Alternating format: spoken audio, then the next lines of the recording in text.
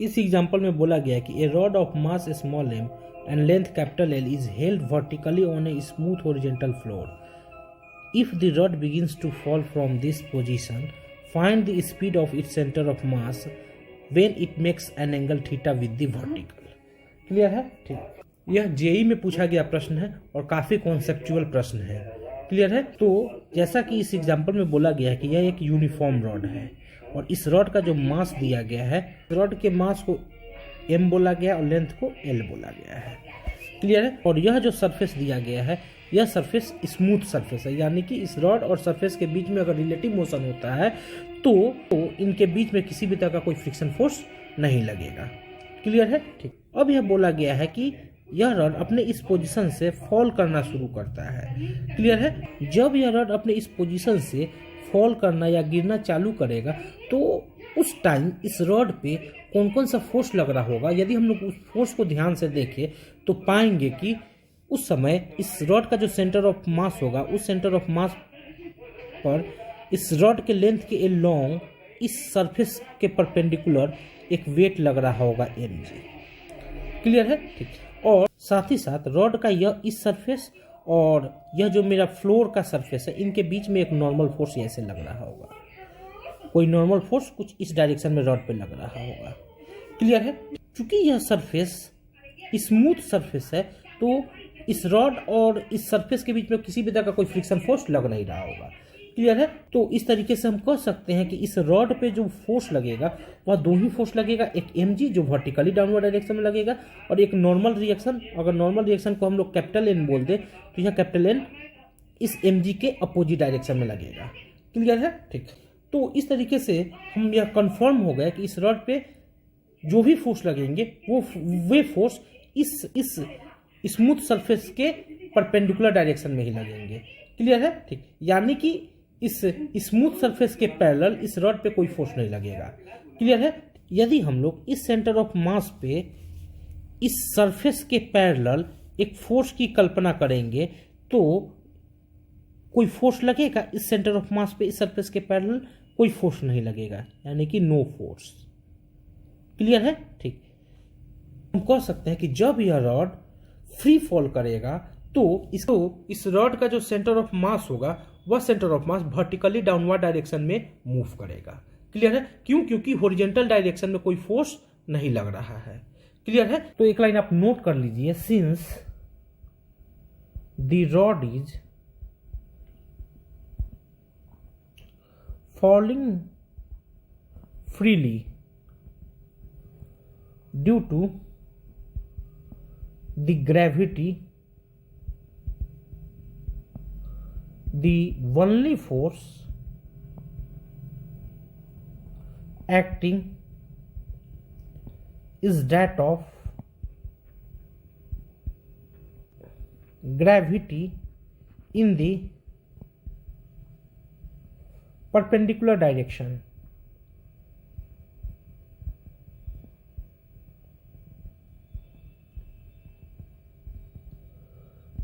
Thus, we can say external force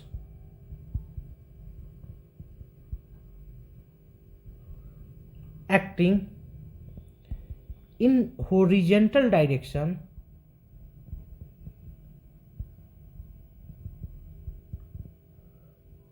will be 0. Clear है? So velocity of center of mass in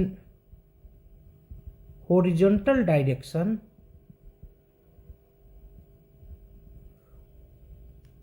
will be 0.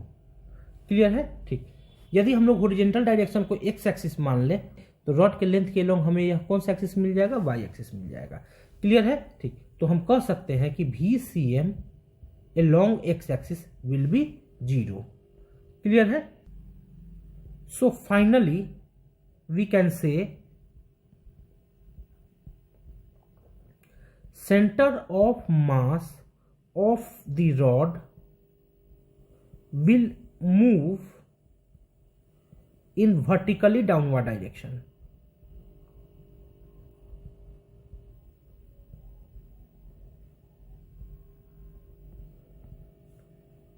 In the straight line. Clear है? ठीक। तो finally यह जो centre of mass मेरा होगा इस रॉड का, यह centre of mass straight line के अलोंग वर्टिकली डाउनवर्ड डायरेक्शन में मूव करेगा। क्लियर है? ठीक। तो मुझे उम्मीद है कि यह कॉन्सेप्ट आपको समझ में आ गया होगा। तो आइए अब हम लोग इस प्रॉब्लम को सॉल्व करते हैं। इनिशियली मेरा रॉड कुछ ही ऐसे था, इस वर्टिकल डायरेक्शन में था। अब यह रॉड स्लिप करना चालू करेगा, तो यह रॉड हो सकता है कि इधर स्लिप करे या हो सकता है कि इस डायरेक्शन में स्लिप करे। तो हमने यह मान लिया कि रॉड का यह जो पॉइंट है वो इस डायरेक्शन में स्लिप कर रहा है। क्लियर है? ठीक। और जब यह स्लिप करते करते किसी टाइम टी पे मान लेते कि यह रॉड अपने इस वर्टिकल पोजीशन से थीटा एंगल ऐसे रोटेट कर जाता है। क्लियर है? ठीक। इनिशियली रॉड मेरा इस सिचुएशन में है और किसी टी टाइम पे यह रॉड किस सिचुएशन में आ जा रहा है? इस सिचुएशन में आ जा रहा है। और इस सिचुएशन में यह रॉड अपने इनिशियल पोजीशन से कितना एंगल रोटेट कर जा रहा है? इस एंटी क्लॉकवाइज सेंस में थीटा एंगल रोटेट कर जा रहा है। क्लियर है? ठीक। तो इनिशियल जो पोजीशन है, इनिशियल पोजीशन में मेरा सेंटर ऑफ मास कहाँ होगा? यहाँ होगा। और इस पोजीशन में, इस टी टाइम में जो सेंटर ऑफ मास होगा वह मेरा कहाँ आ जाएगा? यहाँ आ जाएगा। और इस सेंटर ऑफ मास के पास इस डायरेक्शन में एक वेलोसिटी आ जाएगा और उस वेलोसिटी को इस इंस्टेंट पे बोल देते हैं कि VCM है। क्लियर है? ठीक। तो हम यह कह सकते हैं कि टी टाइम में इस रॉड का सेंटर ऑफ मास कितना नीचे आ गया? इस लाइन के लॉन्ग कितना नीचे आ गया? इतना नीचे आ गया। और यह जो लेंथ होगा, यह लेंथ कितना होगा? इस लेंथ को यदि हम लोग कैलकुलेट करें तो यह लेंथ हमें मिल जाएगा इस सेंटर ऑफ मास से इस पॉइंट तक का यह जो लेंथ होगा, यह लेंथ हमें कितना मिलेगा? L/2 मिलेगा। तो हम लोग क्या लिखेंगे? L/2 माइनस पॉइंट से इस सेंटर ऑफ मास का यह जो डिस्टेंस होगा, यह डिस्टेंस कितना होगा? यह एंगल जब थीटा है तो यह एंगल भी हमें कितना मिल जाएगा? थीटा मिल जाएगा। तो यह जो लेंथ हमें मिल जाएगा, यानी कि यहां से लेके यहां तक का यह जो लेंथ मिलेगा, यह लेंथ हमें कितना मिल जाएगा? यहां से लेके यहां तक का यह जो रॉड का लेंथ होगा वह L/2 होगा। तो यह जो लेंथ हमें मिलेगा वह लेंथ हमें कितना मिल जाएगा? L/2 cos थीटा मिल जाएगा। क्लियर है? तो हम कह सकते हैं कि रॉड का जो मेरा सेंटर ऑफ मास होगा वह centre of mass downward direction में कितना डिस्प्लेस हो जाएगा? ये डिस्प्लेसमेंट मिलेगा। और यह डिस्प्लेसमेंट होगा कितना? L/2 minus this. और दिस कितना है? L/2 cos theta. तो हम लोग क्या लिखेंगे? L/2 minus L/2 cos theta लिखेंगे। इसको सॉल्व करेंगे तो L/2 कॉमन ले ले तो हमें क्या मिल जाएगा? 1 माइनस cos थीटा मिल जाएगा। क्लियर है? और यह किस डायरेक्शन में होगा? यह वर्टिकली डाउनवर्ड डायरेक्शन में होगा, इस डायरेक्शन में होगा डिस्प्लेसमेंट। क्लियर है? तो यहां लिख देते हैं वर्टिकली डाउनवर्ड डायरेक्शन।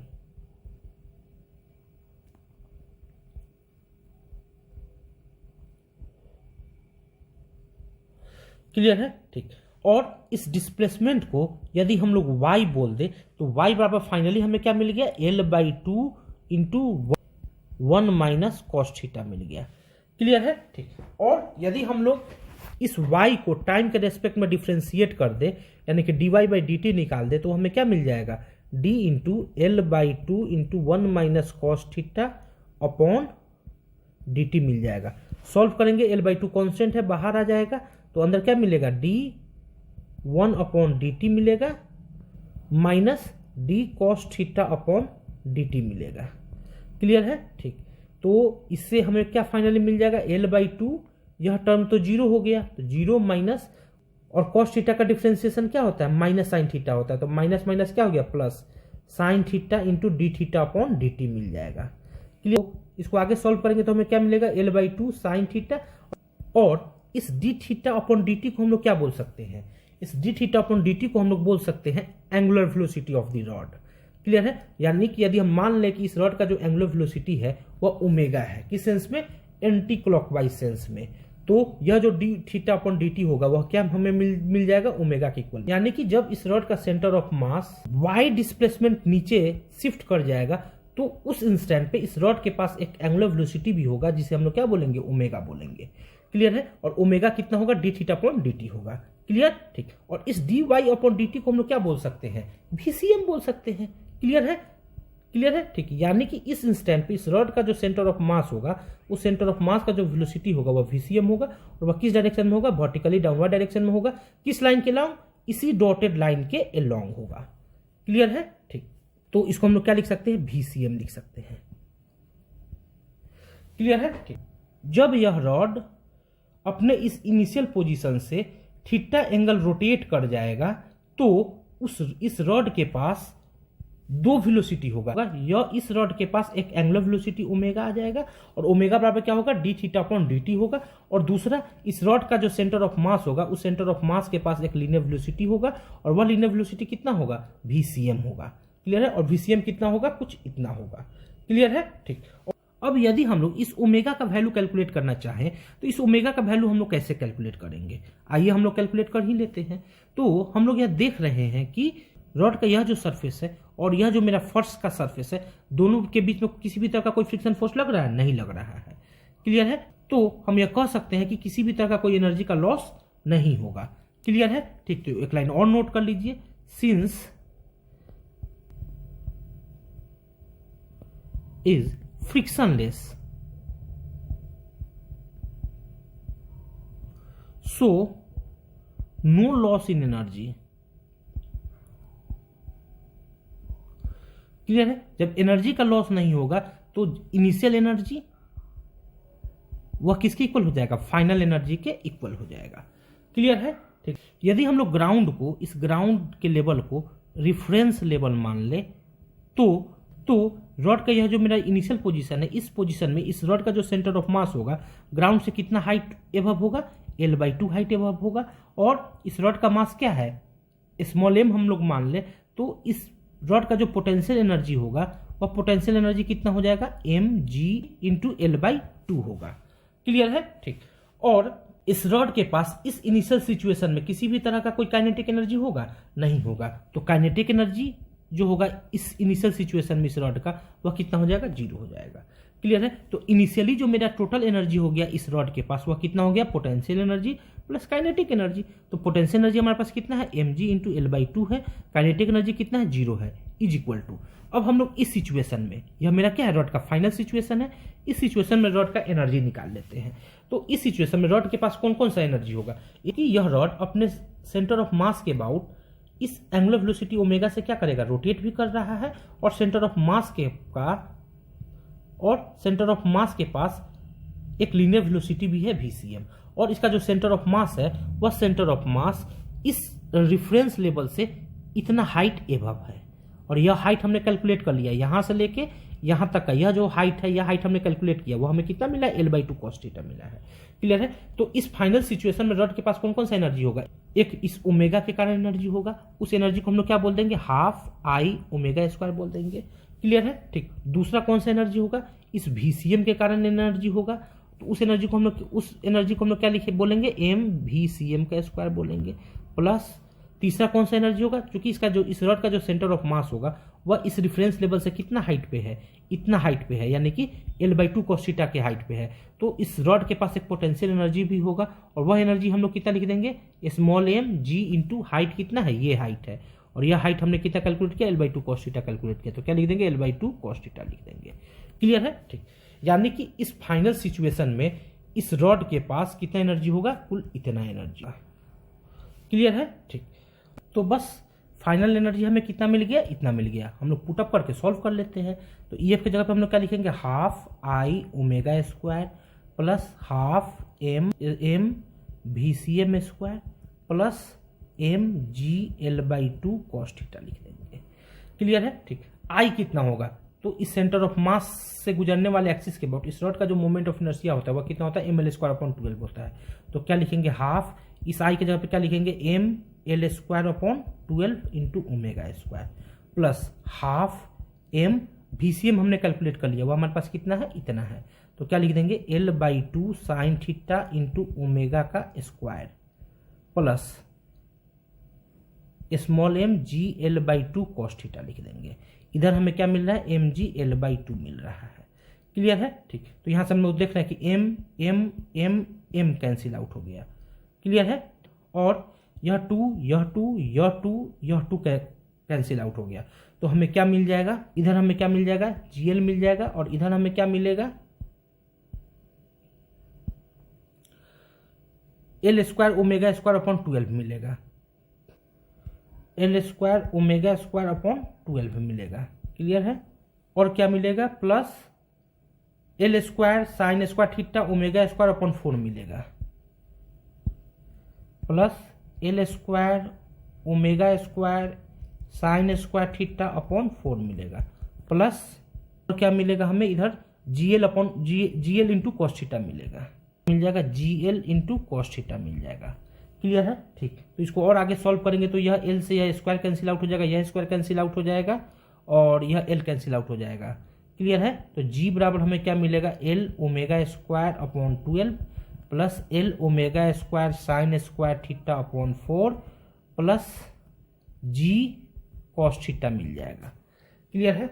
इसको अगर हम लोग इस साइड लेके आ जाए तो हमें क्या मिलेगा, जी इंटू 1 माइनस कॉस थीटा मिलेगा। क्लियर है? और यहाँ से यदि हम लोग L omega square upon 4 common ले ले तो अंदर क्या बचेगा, 1/3 प्लस साइन स्क्वायर थीटा बचेगा। इसको और आगे सॉल्व करेंगे तो हमें क्या मिल जाएगा, L omega square upon 4 1 + 3 sine square theta upon 3 मिलेगा। इधर क्या मिलेगा, जी इंटू 1 माइनस कॉस थीटा मिलेगा। सॉल्व करते हैं, इसको और आगे सॉल्व करेंगे तो हमें क्या मिल जाएगा, 4×3 12 g into 1 minus cos theta upon 1 + 3 sine square theta मिल जाएगा। क्लियर है? Equal to L into omega square मिल गया। इस एल को यदि हम लोग इधर लाएं तो एल हमें कहाँ मिल जाएगा, यहाँ मिल जाएगा। क्लियर है? ठीक। अगर हम लोग यहाँ से ओमेगा निकालना चाहें तो ओमेगा बराबर क्या हमें मिल जाएगा, √12g into 1 minus cos theta upon L into 1 + 3 sine square theta मिल जाएगा।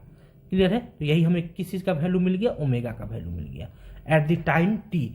यानी कि जब यह रॉड इस सिचुएशन में आ जाएगा, थीटा एंगल रोटेट कर जाएगा, तो उस समय इस रॉड का जो एंगुलर वेलोसिटी ओमेगा होगा वह ओमेगा कितना होगा, कुछ इतना होगा। क्लियर है? जब हमने इस ओमेगा का वैल्यू कैलकुलेट कर लिया तो आसानी से हम लोग इस VCM का वैल्यू भी कैलकुलेट कर लेंगे। VCM के जगह पे क्या लिखेंगे, L/2 sine theta into omega है, तो VCM हमें जो मिलेगा वह कितना मिल जाएगा, यहाँ पे हम लोग कैलकुलेट कर लेते हैं। VCM मेरा जो है वह क्या है, L/2 sine theta into omega है, और ओमेगा हमने कैलकुलेट कर लिया, वह हमारे पास कितना, इतना है, पुटअप कर देते। तो क्या लिखेंगे, L/2 साइन थीटा, और इस ओमेगा के जगह पे हम लोग कितना लिख देंगे, इतना लिख देंगे, लिख देते हैं। क्या लिखेंगे, √12g।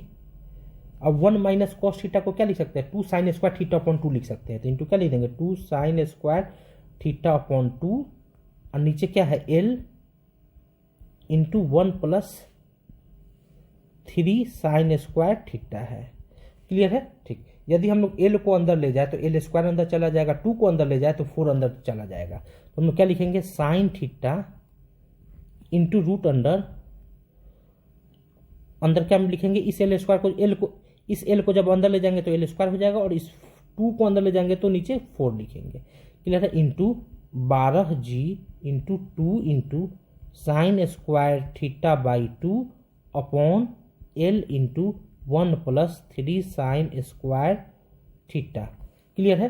तो यह L से यह स्क्वायर कैंसिल आउट हो गया, यह 4 से यह 12 3 टाइम कैंसिल आउट हो जाएगा, तो हमें क्या मिल जाएगा, साइन स्क्वायर थीटा बाई 2 है, तो साइन स्क्वायर थीटा बाई 2 बाहर आ जाएगा तो क्या हमें दे देगा, साइन थीटा बाई 2 दे देगा।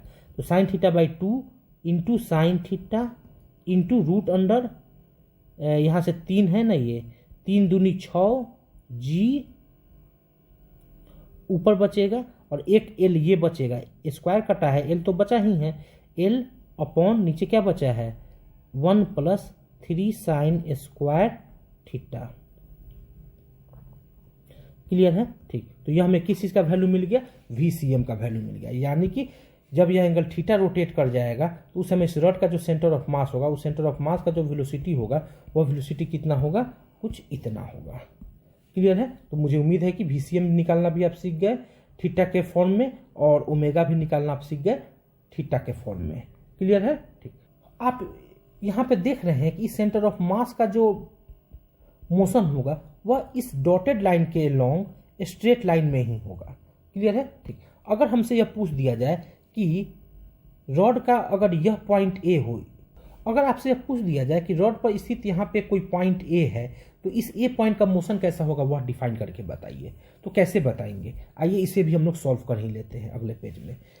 यह मेरा इनिशियल पोजीशन है रॉड का, और यह टी टाइम पे रॉड का पोजीशन है। क्लियर है। और इस टी टाइम पे यह रॉड अपने इस इनिशियल पोजीशन से कितना एंगल रोटेट कर जा रहा है, थीटा एंगल रोटेट कर जा रहा है। क्लियर है, ठीक। हमसे क्या बोला गया है कि इस पॉइंट को यदि हम लोग ए बोल दे तो इस ए पॉइंट का पाथ कैसा होगा, उस पाथ को डिफाइन करके बताइए। क्लियर है। तो जैसा कि हमने पहले ही आपको यह डिफाइन कर दिया था कि इस सेंटर ऑफ मास का जो पाथ होता है वह पाथ क्या होता है, इसी डॉटेड लाइन के अलोंग स्ट्रेट लाइन में होता है और वह वर्टिकली डाउनवर्ड डायरेक्शन में होता है। क्लियर है, ठीक। जबकि इस इस पॉइंट को यदि हम लोग बी बोल दे तो इस बी पॉइंट का जो पाथ होगा वह इस सरफेस के अलोंग होगा और इस डायरेक्शन में होगा। एक्चुअली हमें इस प्रॉब्लम में इस ए पॉइंट के पाथ को डिफाइन करके बताना है। क्लियर है। तो इस पॉइंट के पाथ को डिफाइन करने के लिए हम लोग सबसे पहले कोऑर्डिनेट एक्सिस सिस्टम मान लेते हैं। एक्स एक्सिस है वह एक्स एक्सिस इस डायरेक्शन में है और मेरा जो वाई एक्सिस है वह वाई एक्सिस कुछ इस डायरेक्शन में है। क्लियर है, ठीक। तो इस पॉइंट का जो कोऑर्डिनेट होगा वह कोऑर्डिनेट कितना होगा, तो इस पॉइंट के कोऑर्डिनेट को कैलकुलेट करने के लिए हम डायग्राम को कुछ फेस करके बना लेते हैं और इस परपेंडिकुलर लाइन के लेंथ को हम लोग y बोल देते हैं। क्या बोल देते हैं, y बोल देते हैं। क्लियर है, ठीक।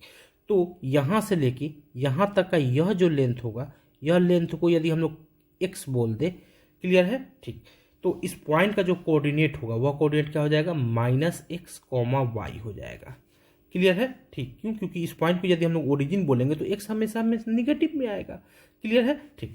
तो यदि हम लोग इस x का वैल्यू कैलकुलेट कर ले और इस y का वैल्यू कैलकुलेट कर ले और उनमें हम एक रिलेशन स्थापित कर दे तो हमें कोई ना कोई इक्वेशन मिल जाएगा और वह इक्वेशन यह बता देगा कि इस पॉइंट का पाथ कैसा होगा। क्लियर है, ठीक। तो यह एंगल हमें कितना मिल जाएगा, थीटा मिल जाएगा। जब यह एंगल थीटा मिल गया तो यह एंगल हमें कितना मिल जाएगा, यह एंगल हमें मिल जाएगा 90 डिग्री माइनस थीटा मिल जाएगा। क्लियर है, ठीक। तो यह एंगल हमें पता चल गया कितना है, 90 डिग्री माइनस थीटा है।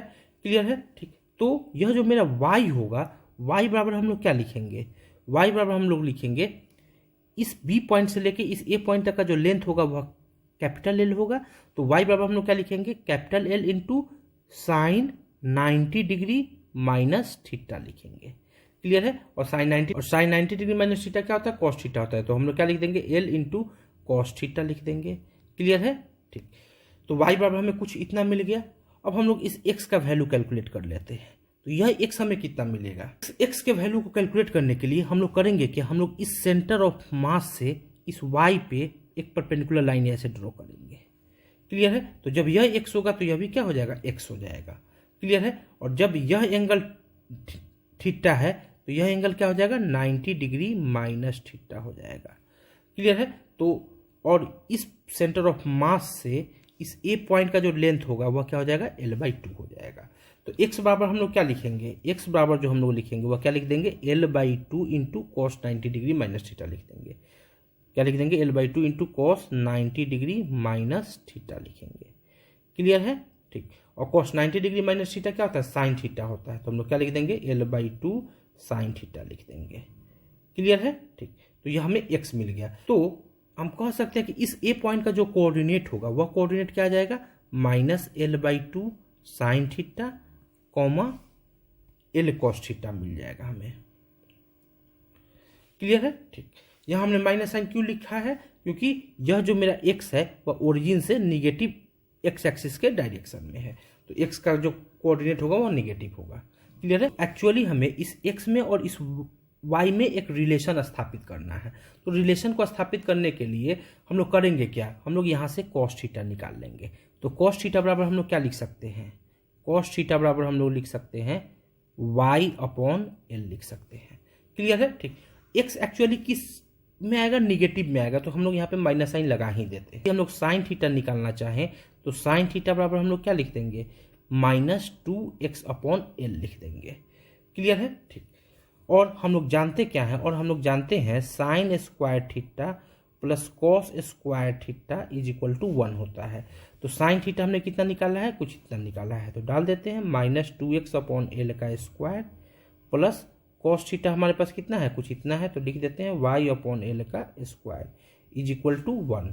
तो इसको सॉल्व करेंगे तो हमें क्या मिल जाएगा, 4x² L² मिल जाएगा plus Y square upon L square मिल जाएगा इज इक्वल टू 1।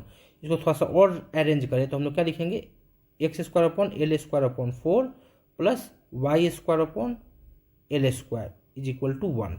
और यह इक्वेशन कुछ जाना पहचाना इक्वेशन है। हम लोग एक इक्वेशन जानते हैं, X square upon A square plus Y square upon B square is equal to 1 जब होता है तो वह इक्वेशन इलिप्स का इक्वेशन होता है। क्लियर है? तो हम यहाँ देख रहे हैं कि यह जो मेरा इक्वेशन है, यह इक्वेशन इसी फॉर्मेट का इक्वेशन है। तो हम कह सकते हैं कि यह इक्वेशन किस चीज़ का होगा, इलिप्स का इक्वेशन होगा। क्लियर है? तो यह कहा जा सकता है कि इस ए पॉइंट का जो पाथ होगा या ट्रेजेक्टरी होगा वह कैसा होगा, इलिप्टिकल होगा। क्लियर है? ठीक। यह इस ए ही पॉइंट का ट्रेजेक्टरी नहीं, इस रॉड के इस सेंटर ऑफ मास को हम लोग छोड़ दे और इस बी पॉइंट को हम लोग छोड़ दे, तो कोई भी पॉइंट ले ले इस रॉड पे, चाहे हम पॉइंट यहाँ ले ले, चाहे पॉइंट हम लोग यहाँ ले ले, चाहे पॉइंट हम लोग यहाँ ले ले, चाहे पॉइंट हम लोग यहाँ ले ले, कहीं भी पॉइंट ले ले। किस पॉइंट को छोड़ करके, इस सेंटर ऑफ मास को, और इस बी पॉइंट को छोड़ करके कहीं भी पॉइंट ले लेते हैं इस रॉड पे, तो उस पॉइंट का जो ट्रेजेक्टरी होगा वह ट्रेजेक्टरी कैसा होगा, इलिप्टिकल ही होगा। यानी कि इस पॉइंट को और इस पॉइंट को छोड़ करके कोई भी पॉइंट रॉड पे लिया जाए तो वह पॉइंट इलिप्स में घूमता हुआ हमें नजर आएगा। क्लियर है? ठीक। तो मुझे उम्मीद है कि आपको यह प्रॉब्लम समझ में आ गया होगा। एक प्रॉब्लम हम छोड़ के यहाँ पे चले जाते हैं। आपसे कभी कभी यह पूछा जा सकता है कि इस बी पॉइंट का वेलोसिटी कितना होगा, उस वेलोसिटी को कैलकुलेट करने के लिए आपसे बोला जा सकता है। तो आप कैलकुलेट कर लीजिएगा, वीवी बराबर वाट। क्लियर है? और कैलकुलेट करके कमेंट बॉक्स में आंसर को डाल दीजिएगा। Okay, thank you.